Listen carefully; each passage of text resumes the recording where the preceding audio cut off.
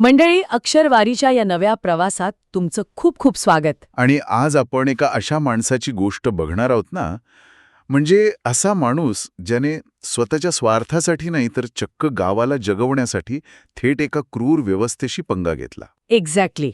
म्हणजे आपण कायम सुपरहिरोंच्या गोष्टी ऐकतो, पण आजचा आपला हिरो असा आहे ज्याला सिस्टमने, कायद्याने जन्मतःच गुन्हेगार ठरवलं होतं.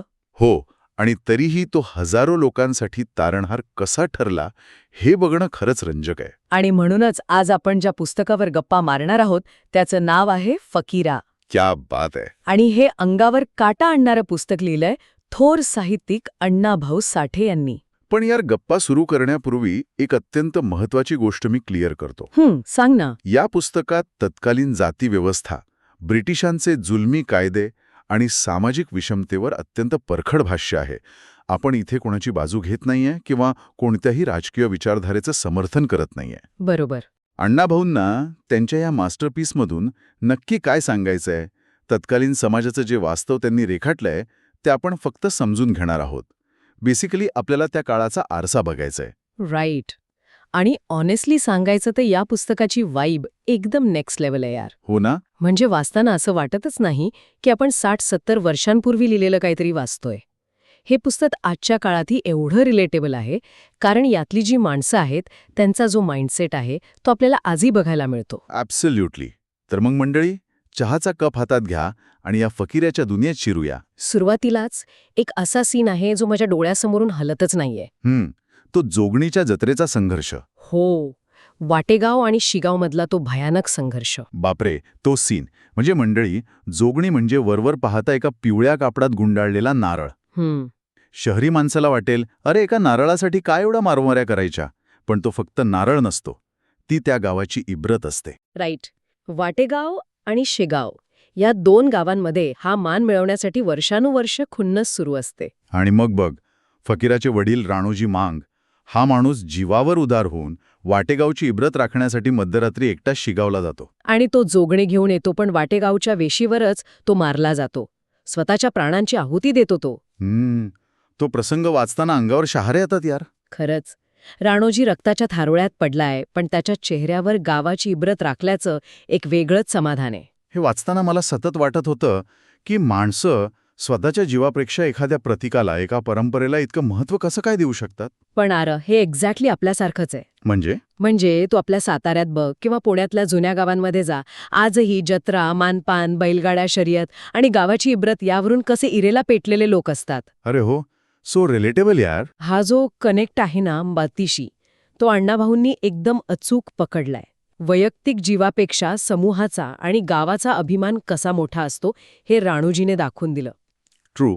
पण मला वाटतं या घटनेनंतर जो प्रसंग येतो ना, ओ माय गॉड, लिटरली रडायला झालं तो वाचून. हो ना, राणोजी गेल्यावर त्याची बायको राधा, ती जेव्हा पोटापाण्यासाठी आणि मुलांसाठी मोलमजुरीला जाते तेव्हा गावचा पाटील शंकरराव पाटील धान्याची गाडी घेऊन तिच्या दारात येतो. तो डायलॉग म्हणजे या कादंबरीचा एक खूप मोठा इमोशनल अँकर आहे. खूपच. पाटील राधाच्या सासऱ्याला दौलतीला म्हणतो, हिला रोजगाराला कधीच पाठवू नको. दाण्याची पोती देणे आणि शीर कापून देणं याची बरोबरी करता येणार नाही. आणि पुढचं वाक्य, दाण शेतात पिकतात, शिरं पिकत नाहीत. हा जो सामाजिक सलोखा आहे, माणूस पण आहे, तो माइंडसेट खरोखरच गेम चेंजर आहे. एक्झॅक्टली. गावातल्या एका प्रतिष्ठित माणसाला एका शोषित समाजातील व्यक्तीच्या बलिदानाची जाणीव असणं हे खूप रेअर आणि पॉवरफुल आहे. बरोबर. पण यार, ॲक्च्युली जसा काळ पुढे सरकतो तसा हा कथापाठ अधिक गडद होत जातो. फकीरा मोठा होतो आणि त्याच्यासमोर फक्त हे गावकीचे वाद नसतात, तर त्याच्यासमोर उभी राहते ती थेट ब्रिटिश व्यवस्था. आणि तिथेच खरा संघर्ष सुरू होतो. वाईल रीडिंग दिस, समथिंग हिट मी हार्ड. आपण कायम विचार करतो की गुन्हेगार म्हणजे असे लोक जे स्वतःच्या मर्जीने कायदा मोडतात. बरोबर. पण इथे गेम पूर्ण वेगळा होता. हो, कारण इथे कायदाच मुळात गुन्हेगारी स्वरूपाचा होता. एक्झॅक्टली. ब्रिटिशांचा एक कायदा होता, क्रिमिनल ट्राईब्स ॲक्ट, म्हणजेच गुन्हेगारी जमाती कायदा. बापरे, त्या कायद्याबद्दल वाचताना लिटरली चीड येते मला. हो ना. या कायद्याने मांग, महार, रामोशी ह्या समाजांना बॉर्न क्रिमिनल्स म्हणजेच जन्मजात गुन्हेगार ठरवलं होतं. विचार करा मंडळी, तुम्ही फक्त एका विशिष्ट जातीत जन्म घेतलाय म्हणून सरकारने तुम्हाला जन्मता गुन्हेगार घोषित केलंय. त्यांना रोज पाटलाच्या वाड्यावर जाऊन हजेरी लावावी लागायची. हा फक्त कायदा नव्हता, हे ब्रिटिशांचं एक सायकोलॉजिकल वॉरफेअर होतं. अगदी बरोबर. एखाद्या समाजाला मानसिकदृष्ट्या कायमचं दाबून ठेवण्याचं हत्यार. रोज सकाळी उठून स्वतःला मी गुन्हेगार नाही, मी इथलाच आहे, हे सिद्ध करण्यासाठी हजेरी लावायची किती भयानक अपमान आहे हा. माणसाची डिग्निटी, त्याचा स्वाभिमान पूर्णपणे चिरडून टाकणारी ही सिस्टम होती. आणि इट्स लाईक सिस्टम तुम्हाला एका पिंजऱ्यात ढकलते, बाहेरून कुलूप लावते, तुमचे जगण्याचे सगळे मार्ग बंद करते. आणि त्यात गावात भयंकर दुष्काळ पडतो, फ्लूची साथ पसरते, लोक अक्षरशः किड्यामुंग्यांसारखे तडफडून मरू लागतात. मग जेव्हा तुम्ही पोटासाठी, फक्त जिवंत राहण्यासाठी त्या पिंजऱ्याचे गजा तोडण्याचा प्रयत्न करता, तेव्हा तीच सिस्टम तुमच्याकडे बोट दाखवून म्हणते, बघा हे हिंसक आहेत, हे गुन्हेगार आहेत. खूप छान अनॉलॉजी दिलीस. आणि तिथेच फकीरा नावाचा हिरो जन्म घेतो. फकीरा हा विलन नव्हता, तो रॉबिनहूड होता. हो, गावात लोक भुकेने मरत असताना माळवाडीच्या मठात एका सवर्ण मठाधिपतीचे धान्याचे कोठार भरलेलं असतं आणि ते धान्य कुजत पडलेलं असतं. तेव्हा विष्णुपंत कुलकर्णी फकीराला एक असा सल्ला देतात जो मला वाटतं या कादंबरीचा आत्मा आहे. काय म्हणतात ते? ते म्हणतात, मरण्यापेक्षा जगणं महत्वाचं आहे. उकिरडाही पांग फेडतो, तुम्ही तर माणसं आहात. हा विचार किती क्रांतिकारी आहे बघ ना. गरिबी आणि भूक माणसाला बंडखोर बनवते. एका समीक्षकाने म्हटलंय, true valour is sharpened on the whetstone of poverty. म्हणजे खऱ्या शौर्याला गरिबीच्याच दगडावर धार लावली जाते. एक्झॅक्टली. फकीराने तो मठ लुटला, पण स्वतःच्या स्वार्थासाठी नाही. नाही, त्याने ते सगळं धान्य गावात आणलं आणि महार मागवाड्यात सर्वांना समान वाटलं. तो म्हणतो ना, एक दाणा गैर वाटू नका, डाव घ्या आणि सारखं वाटा. हा जो माइंडसेट आहे ना, तो लिटरली गेम चेंजर होता. भूक माणसाला स्वार्थी बनवते असं म्हणतात, पण इथे भुकेने फकीराला अधिक समतावादी बनवलं. खरंच. अरे थांबा, आपण या भारी गप्पांमध्ये इतके रमलोय की एक महत्वाची गोष्ट विसरलो. काय? मंडळी, तुम्ही अजून सबस्क्राईब नाही केलं अक्षरवारीला? आत्ताच करा. दर आठवड्याला नवीन भाग येतो, नोटिफिकेशन ऑन ठेवा. सिरियसली, एकदम फ्री आहे. आणि अशाच हेवी ड्युटी, इन्साइटफुल गप्पा आपण करत असतो. तर आपण कुठे होतो? आपण फकीराच्या समतावादी विचारांवर होतो. हां. आता इथेच पुढे या कथेत सत्तू भोसलेची एंट्री होते. आणि ऑनेस्टली सांगायचं तर मला वाटतं ऑथरचा पॉइंट इथे थोडा वेगळा होता. वेगळा म्हणजे? सत्तू भोसलेचं कॅरेक्टर फक्त फकीराच्या मित्राची ताकद दाखवण्यासाठी होतं. बेसिकली तो एक साईड हिरो होता, जो मेन हिरोला त्याच्या मिशनमध्ये मदत करतो. काय? म्हणजे जसं टिपिकल सिनेमामध्ये असतं ना, हिरोचा एक ताकदवान मित्र, तसं. अरे काहीतरीच नीट वाचलं नाहीस तू. ओके, असं कसं? सांग तुझं व्हर्जन. तू सत्तू भोसलेला फक्त एक मसलमॅन किंवा साईड हिरो म्हणून बघतोयस, पण तिथे अण्णाभाऊंनी एक प्रचंड मोठा सोशियोलॉजिकल बॉम्ब टाकलाय. कसा काय? सत्तूने एका उच्चवर्णीय चौगुल्याला मारलं होतं. का मारलं होतं? कारण तो त्याला मारत होता. नाही, कारण तो चौघूला एका गरोदर महार स्त्रीला अत्यंत निर्दयीपणे मारत होता, फक्त तिने चुकून त्याच्या कुंपणाकडचं लाकूड उचललं म्हणून. अरे हो, राईट. सत्तूने तिला वाचवण्यासाठी त्याला मारलं. हा फक्त ताकदीचा किंवा दोन मित्रांच्या मदतीचा मुद्दा नाहीये, इथं जेंडर अँड कास्ट इंटरसेक्शन आहे. ओ, म्हणजे तुला म्हणायचे की हा फक्त ऍक्शन सिक्वेन्स नव्हता? अजिबात नाही. विचार कर, एक सवर्ण मराठा तरुण एका शोषित दलित गरोदर स्त्रीला वाचवण्यासाठी आपल्याच जातीच्या जुलमी माणसाला संपवतो. बापरे, हा अँगल मी विचारच नाही केला. माणुसकी ही जातीच्या आणि धर्माच्या भिंती ओलांडते हे अण्णाभाऊंना दाखवायचं होतं. हां. सत्तू हे कॅरेक्टर फक्त फकीराची ताकद वाढवत नाही, तर ती या बंडाचा नैतिक पाया भक्कम करतं. पॉइंट आहे. स्त्रियांचा सन्मान आणि माणुसकी हा या कादंबरीचा एक खूप मोठा फाउंडेशन आहे. ऍक्च्युली आता तू हे बोललीस तर मला फकीराचा तो प्रसंग आठवतोय. हां. फकीराच्या बाबतीतही हाच नियम लागू होतो. कुठला प्रसंग? जेव्हा फकीरा बेडसगावचा ब्रिटिशांचा खजिना लुटायला जातो. अरे हो, ते रघु ब्राह्मणाचा प्रसंग. तो सीन तर डोळ्यासमोरून जात नाही. खजिना ज्या खोलीत असतो तिथे तो ब्राह्मण आपल्या कुटुंबाला, आई, बायको आणि 2 अविवाहित मुलींना घेऊन लपलेला असतो. तो घाबरलेला असतो की आता हे दरोडेखोर आपल्याला मारतील, आपल्या घरातल्या बायकांची आबरू लुटतील. आणि जेव्हा फकीरा तिथे पोहोचतो तेव्हा ती ब्राह्मणाची बायको पदर पसरून फकीरासमोर उभी राहते आणि म्हणते, आमचे दागिने घ्या, खजिना घ्या, पण माझ्या मुलींची आबरू वाचवा. आणि फकीरा तिथे काय उत्तर देतो? हा माणूस ज्याला व्यवस्थेने दरोडेखोर ठरवलंय तो म्हणतो, आई थांबा, मी इंग्रजाचं खजिना आणणार आहे, तुम्हासनी ओरबडाय मी आलो नाही, कारण आब्रू खाऊन उपाशी माणसं जगत नसत्यात.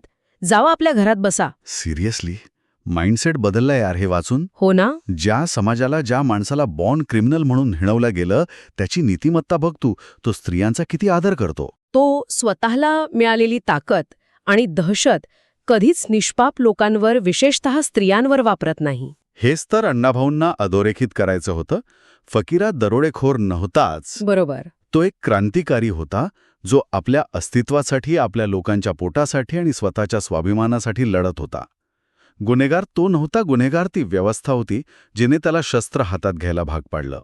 आणि हा संघर्ष पुढे एका अत्यंत भावनिक आणि सर्वोच्च त्यागाच्या वळणावर येतो. हां. जेव्हा आपण पुस्तकाच्या शेवटाकडे जातो, तेव्हा एक असा प्रसंग येतो जो अक्षरशः सुन्न करून टाकतो. हो, फकीराचं आत्मसमर्पण. बापरे, तो सीन. जेव्हा ब्रिटिशांना फकीरा जंगलात सापडत नाही, तेव्हा ते अतिशय नीच खेळी खेळतात.